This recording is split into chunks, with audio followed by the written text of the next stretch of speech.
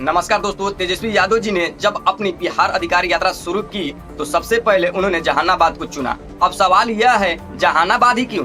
दरअसल जहानाबाद तेजस्वी यादव जी का राजनीतिक घर माना जाता है। यहीं उनका बेस वोट बैंक है। जब भी चुनाव आते हैं उत्तर बिहार में आरजेडी अक्सर पीछे रह जाती है, लेकिन मगध का इलाका जहानाबाद, पाटना, औरंगाबाद, यहाँ आरजेडी का समीकरण मजबूत रहता है।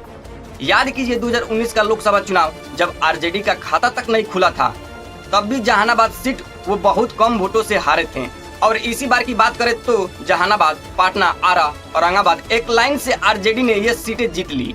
लेकिन जहानाबाद की बेलागत सीट जो 35 साल तक आरजेडी के कब्जे में रही, हाल ही के उपचुनाव में जेडीयू ने छीन ली। यही तेजस्वी यादव जी के लिए सबसे बड़ा झटका था।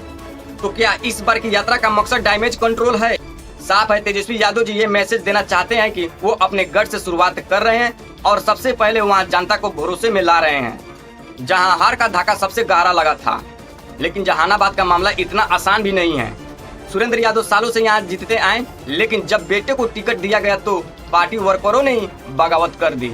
मुस्लिम वोटों में भी बंटवारा हुआ और नतीजा आरजेडी सीट हार गई। अब वहाँ फिर से टिकट बंटवारा होगा तो टकराव पक्का है।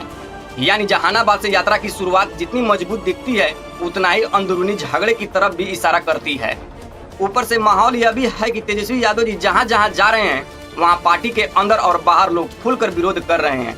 जहानाबाद बचाओ जैसे नारे सीधे उनके सामने उठ रहे हैं। अब सवाल उठता है, क्या तेजस्वी यादव जी टिकट बंटवारे में वही पुरानी गलती दोहराएंगे? 2020 के चुनाव में उन्होंने बिना रिपोर्ट देके कैंडिडेट उतार दिए, कांग्रेस को 75 सीट थमा दी और नतीजा सत्ता हाथ से निकल गई। शायद इसी वजह से इस बार तेजस्वी यादव जी फूक फूक कर कदम रख रहे हैं। पार्टी के इंटरनल सर्वे करवा रहे हैं, गठबंधन के भी अलग अलग सर्वे हो रहे हैं और टिकट बंटवारा उसी रिपोर्ट के आधार पर होगा। यानी तय है कि इस बार कई पुराने चेहरों का टिकट कटेगा, सीट बदले जाएगी और जहानाबाद से लेकर मगध तक आरजेडी को भीतर साफ सफाई करनी ही होगी।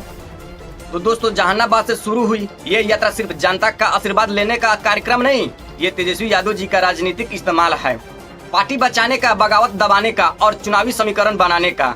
अब देखना ये होगा, क्या जहानाबाद से निकली तेजस्वी यादव जी की यात्रा उन्हें सत्ता तक पहुंचाएगी या फिर ये शुरुआत ही आरजेडी के भीतर नई मुश्किलें खड़ी कर देगी।